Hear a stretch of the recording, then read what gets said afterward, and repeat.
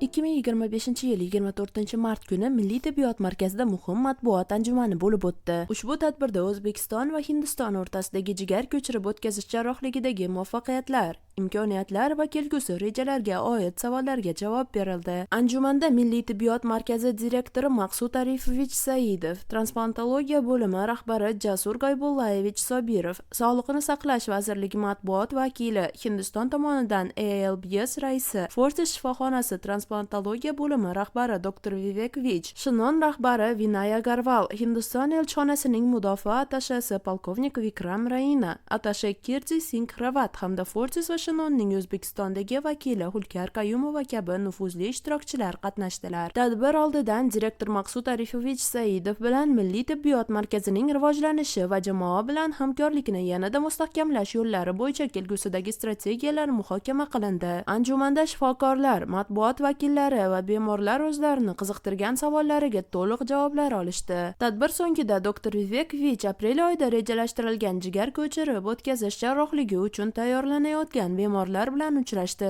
va ularni tekshiruvlari asosida maslahatlar berdi. Shuningdek, Shinon med jamoasi Hindistonning milliy markazi bilan hamkorlik davomida ikki shifoxona o'rtasida ko'prik vazifasini bajarib, bemorlarga yanada qulayliklar yaratish va ularning og'irlarini yengillashtirish uchun yangi loyihalar ustida ishlashini davom ettirishini aytdi. Ushbu tadbir tibbiyot sohasida xalqaro hamkorlikni mustahkamlash, yangi texnologiyalarni joriy etish va bemorlarga yanada samarali xizmat ko'rsatishni ta'minlashda katta ahamiyat kasb etdi.